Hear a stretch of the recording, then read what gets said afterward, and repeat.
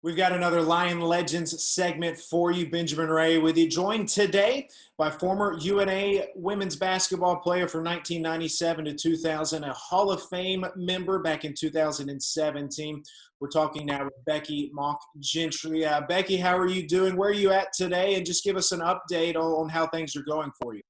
Yeah, I'm doing great. I'm currently living in Evansville, Indiana, working as a physician assistant here in town, and it's we're kind of in the same boat everyone else is in the country, and just trying to do our best to hunker down and keep everyone healthy and safe. We're going to jump in and talk about your career at the University of North Alabama, but we're kind of opening up all these interviews with just the basic question. University of North Alabama, your time as a student athlete, the school as a whole, just what does it mean to you?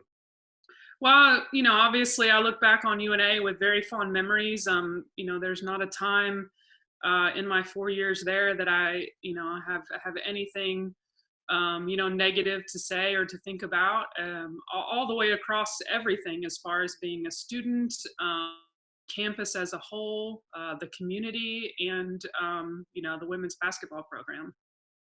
Let's jump into your career, talk about some of the moments, great moments that you remember. And let's just start off. You're the only player in school history to rank in the top 10 in career points, rebounds, assists, and steals. You had a lot of honors mixed in there as well, a championship your senior year.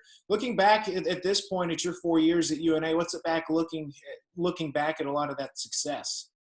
Well, there's a lot of people behind the scenes to attribute that to. Ironically, one of the most devastating things of my career was tearing my knees apart. In high school, I tore both my ACLs, and it really did slow me down quite a bit in high school. And the only thing that I could do then was to shoot. I couldn't move, I couldn't run, I couldn't jump, I couldn't cut, but I could at least still get on the court and shoot the ball. And I didn't think much about it at the time. I wasn't really working on any form or anything like that, but I really attribute that time in my career to kind of developing a much better shot. And then being challenged by my coach at the time, Coach Bird, to do a lot of shooting after practice really kind of developed that. Your first year, you were named GSC Freshman of the Year. What do you remember about your first collegiate season and what that experience was like? I think my freshman year was a little bit of a rebuilding year. There were 3 freshmen on the team. I think maybe 1 senior. Dorinda Gober was a very, very great player, very influential for me at the time, but I think she was one of our only seniors that year. And as a freshman coming in, I got to be fortunate enough to make an immediate impact because we just didn't have a lot of players, especially mid-season. We lost some to injury and transfer, and well, there's nobody left on the bench but you, so take a shot. And luckily it worked out very well. I remember I started the second half of our first game back from Christmas, and I scored 19 points in the half or something crazy like that. So I don't think I sat on the bench from there on out. Jumping into your sophomore year, you actually led the NCAA in field goal percentage and free throw percentage. Now, you kind of touched on this, Wayne Bird kind of pushing you to be a great shooter, but the story goes that he kind of challenged you to a shooting contest. Take us through that and sort of how that helped you out. Well, he had mentioned to me that, hey, I don't think you could probably ever make 90 out of 100 3-pointers. And, he really had my number, and he knew what kind of a competitive spirit I had, that I was going to at least try. I'm like, well, I don't know if I could do that. So I tried, and I ended up making 93 out of 100, and shocked me just as much as him probably, but kind of backfired on me a little bit at the time, because then he made me stay after practice and make 90 out of 100 3-pointers before I left the gym. But that following year is when I led the nation. And so, yeah, the rest is history, I guess. So then your senior year, capping it all off, a 21-7 record, a GSC East Division championship. Going from your freshman year to your senior year, winning that championship, just what was it like capping off your career with that? Right. Obviously, you always want to go out on top. So it was kind of the pinnacle of my career, obviously. And, the season we had with the group of girls that we had was really one of the best times I ever had playing basketball.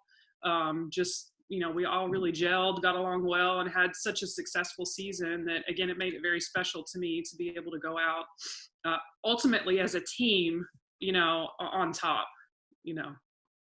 I had the individual successes early in my career, but what I really was lacking was the team success. And so that really just kind of put an exclamation point on everything for me at UNA. Playing inside of Flowers Hall, what do you remember about playing in front of the hometown crowd? Well, we had a lot of people that came out every game and supported us my entire career. And, I'm truly grateful for that. We also, for some reason, had a lot of Turkish exchange students at the time that we had all befriended. And they came out in droves to support our team. And it really kind of got the community and the crowd impacted in our games as well. That was a very fond time for me as far as the crowd and the community getting behind us. You still hold the records at UNA for three-point field goal percentage in a season and a career. Today, what's the three-point stroke like? It's been a while. I don't know.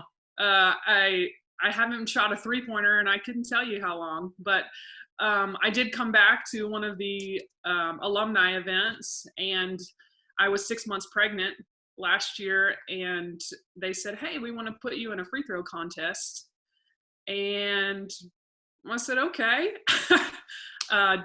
When? And they're like, well, today. And I'm like, okay. So I'm in my dress clothes and my dress shoes, and during one of the breaks in the game, we did a free throw contest, and I ended up winning. The stroke's still there, but it takes some work to probably get me up to the 3-point line.